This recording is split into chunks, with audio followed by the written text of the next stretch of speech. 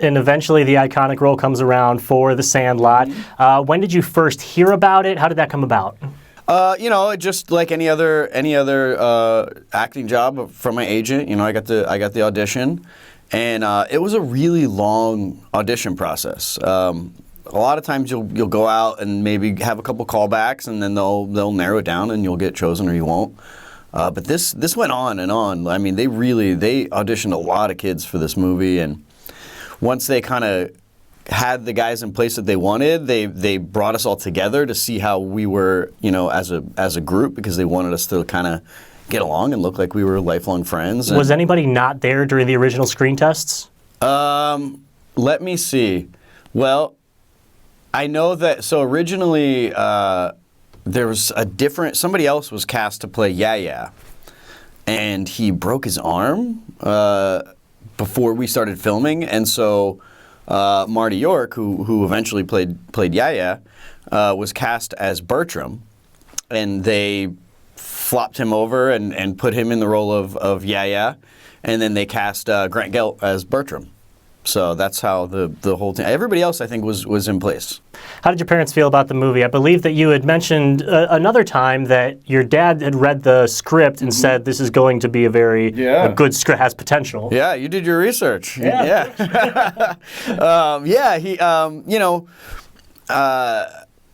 I did so many different things, and a lot of times, it's a job, and you just go and you do it, and you're just happy to be working. But this in particular, I remember reading the script with my dad and him just saying, like, this is really good, this is special.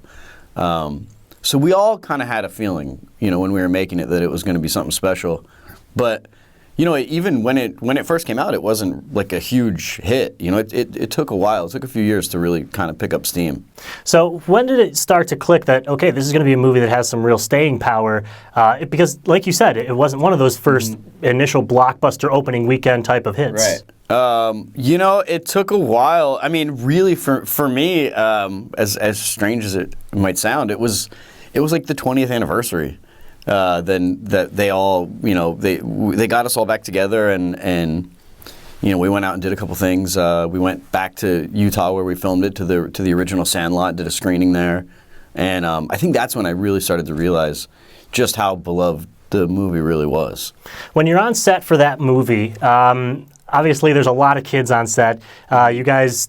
For that, we just did an interview with an on-set teacher. You guys only have a certain amount of hours you can be working on camera. Talk to me about the experience of being on set and what all that was like. Well, so we didn't have to do school during the filming because we shot during the summer. Okay. Yeah, so they were smart about that. So they didn't have to stop for school.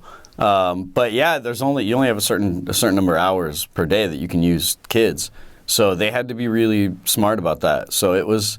It was a lot of fun because we got to show up and, work for a few hours and then have the rest of the day off, and we would all go back. They put us all together in there was a bunch of condos that they rented out, and so we all kind of lived in the same little community, so that, that was, I think, strategic on their part. They wanted us to bond off set, and so that we really came across as friends, because we were. Did you guys ever have baseball practice together? Oh yeah, before we started filming it, for like 6 weeks or so, we would rehearse right over here in the valley at Sportsman's Lodge. We would rehearse for a little bit during the day, and then we would break for lunch, and then we would go to a baseball field, and we would all play baseball together. And we did that every day for like 6 weeks. I've seen several Major League Baseball players that will, in their questionnaires, list The Sandlot as one of their favorite movies. Yeah. Does that ever, how do you feel when you see that people that are doing baseball for a profession link back to your movie that you made when you were a kid? It's amazing. It's really humbling, to think that I was part of something that was like, that much of an inspiration to people. And just guys, I'll never forget when we were at Dodger Stadium a couple years ago, and we were all posing for a picture with Matt Kemp, and he leaned over when we were taking a picture and he said, "You guys are the reason I started playing baseball." But yeah, we get that all the time from athletes, and it's just, I don't think I'll ever get over it. It's incredible. Are there any stories that really stand out from the time when you guys were filming The Sandlot? Any pranks anyone was pulling? Any particular day or anything that we might not have seen on camera really stands out to you? You know, just for me, my favorite memories were us just kind of playing around, you know, on set and also, you know, off the set. We would all go and we'd go to the swimming pool back at the, you know, the condos where we were staying, and we'd go out to the movies together, and we would, you know, have pizza parties together and hang out. And even when we were on set, it was like all we wanted to do was just get off the set and go, and we would go and play in the treehouse, and we would go and mess with all the props and the stuff that we weren't supposed to touch. And we probably, you know, we drove the director a little bit crazy and the prop guy a little bit crazy, but it was so much fun, you know, just everything about it. It was like being at summer camp.